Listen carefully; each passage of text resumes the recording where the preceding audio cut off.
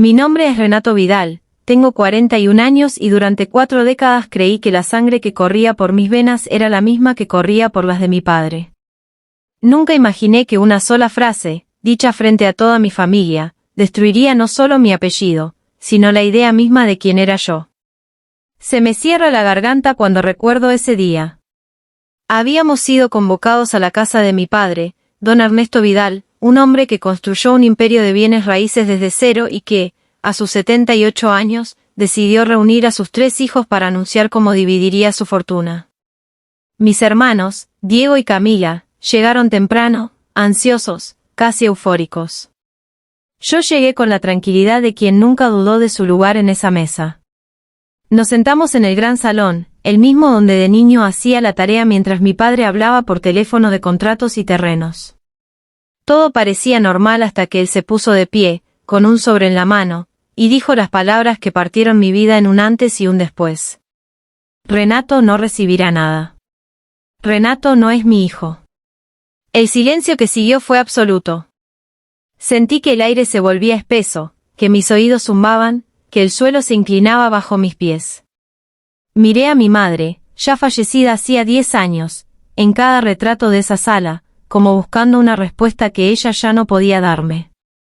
Miré a mi padre, esperando que dijera que era una broma cruel, un error. Pero su rostro estaba pétreo, decidido. Hice una prueba de ADN hace 3 meses, continuó.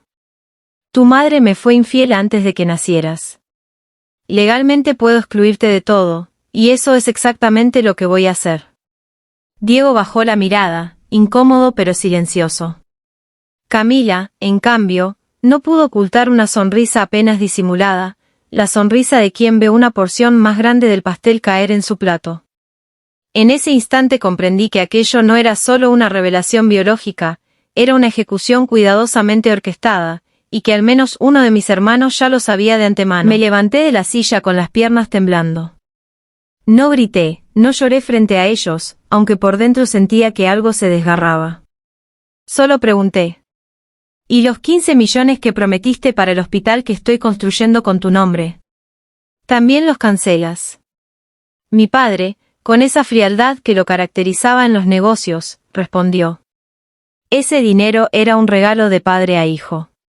Tú ya no eres mi hijo. Salí de esa casa sin decir una palabra más. Pero mientras conducía de regreso, con las manos aferradas al volante y la vista nublada, tomé una decisión que cambiaría el destino de toda mi familia. Si él podía borrarme con una frase, yo podía borrar $15 millones con una llamada. Durante los últimos 2 años había estado financiando personalmente la construcción del Hospital Pediátrico Ernesto Vidal, un proyecto que llevaba el nombre de mi padre como homenaje, aunque el dinero, la gestión y las negociaciones con la constructora corrían enteramente por mi cuenta. Él solo había prometido, de palabra, nunca por escrito, cubrir los últimos 15 millones para terminar el ala de oncología infantil.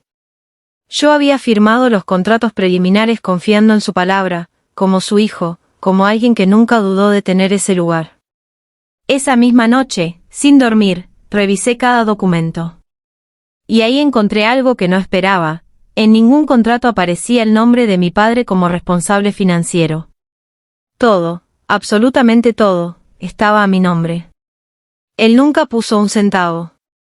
Solo prometió, solo posó para las fotos con la constructora, solo se llevó el mérito público mientras yo pagaba cada factura con mi propio patrimonio. Esa noche entendí algo que dolía tanto como la traición de mi padre. Yo llevaba años construyendo el legado de un hombre que, en el fondo, nunca me había considerado parte de su sangre ni de su historia. A la mañana siguiente llamé a mi abogada, Marcela Reyes, quien llevaba años gestionando mis inversiones. Marcela, quiero suspender toda financiación pendiente del hospital pediátrico. Con efecto inmediato. Hubo un silencio al otro lado de la línea. Renato, ¿estás seguro? Ese hospital lleva el nombre de tu padre. Los medios ya cubrieron el proyecto. Si lo detienes ahora, será un escándalo público. Precisamente por eso lo voy a detener, respondí. Quiero que todos sepan de quién era realmente el dinero. No lo hice por crueldad. Lo hice porque durante toda mi vida callé, cedí, aporté sin recibir reconocimiento, y esta vez necesitaba que la verdad, toda la verdad, saliera a la luz antes de regalar un centavo más. Los días siguientes fueron un torbellino. La constructora notificó la pausa del proyecto. Un periodista local, que había cubierto el avance del hospital, empezó a hacer preguntas. Y mi padre, furioso, me llamó por primera vez en una semana. ¿Qué diablos estás haciendo, Renato? Ese hospital lleva mi nombre. No puedes dejarlo a medias. Tienes razón, respondí con calma. Lleva tu nombre.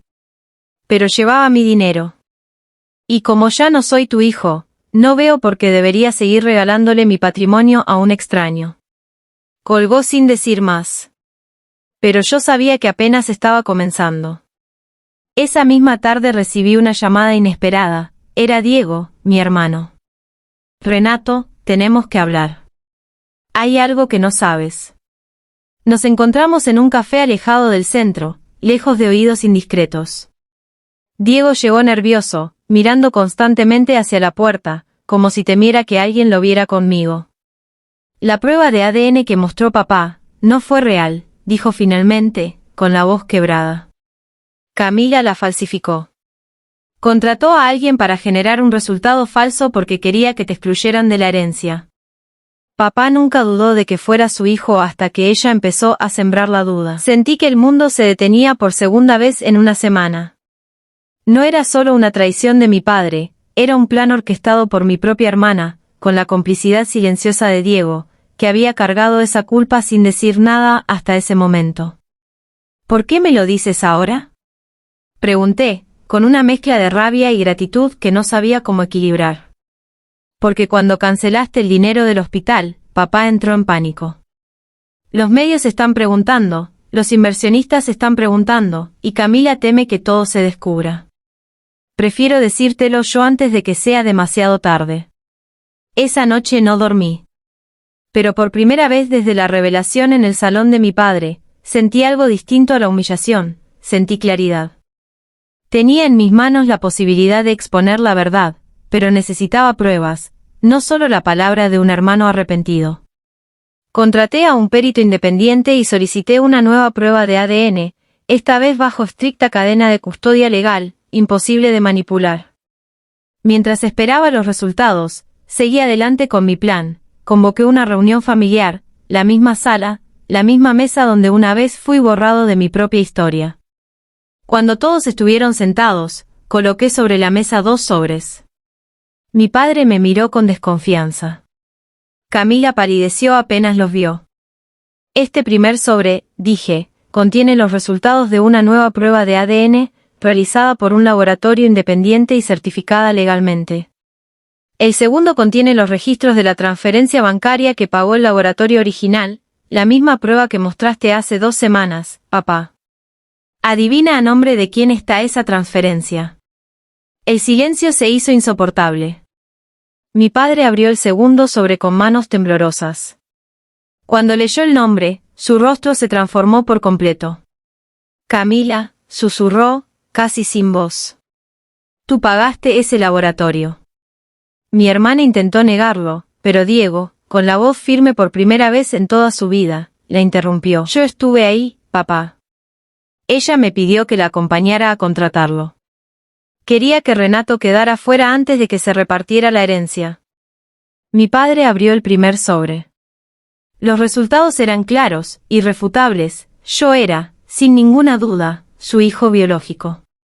Todo había sido una mentira construida por ambición. Vi en el rostro de mi padre algo que no esperaba ver jamás, vergüenza genuina.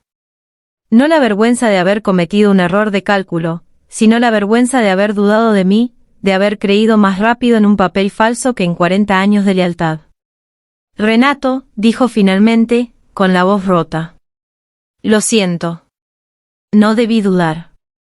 No debí decir esas palabras frente a todos sin verificarlo primero. No respondí de inmediato. Dejé que el peso de esas palabras cayera sobre la mesa, sobre todos ellos, tal como había caído sobre mis semanas atrás. El hospital sigue detenido, dije finalmente. Y seguirá así hasta que decida, con calma, si quiero terminar algo que lleva tu nombre después de lo que hiciste. No se trata de dinero, papá. Nunca se trató de dinero. Se trata de que dudaste de mí sin pruebas, y estuviste dispuesto a borrarme de mi propia familia por una mentira que ni siquiera verificaste. Camila intentó justificarse, hablar de deudas, de presión financiera, de miedo a quedar en desventaja frente a sus hermanos.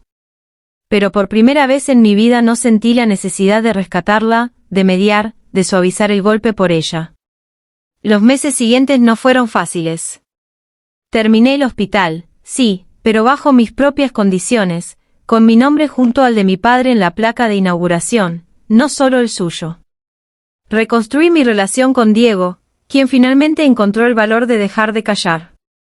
Con Camila, el camino fue distinto, hubo consecuencias legales por la falsificación del documento, y aunque evité llevarla a juicio por respeto a mi padre, la distancia entre nosotros tardó mucho en sanar. Con mi padre, aprendí algo que no esperaba aprender a los 41 años. El amor de un padre no debería necesitar pruebas de laboratorio, pero cuando las exige, la verdad siempre termina saliendo a la luz, incluso si tarda 40 años en hacerlo.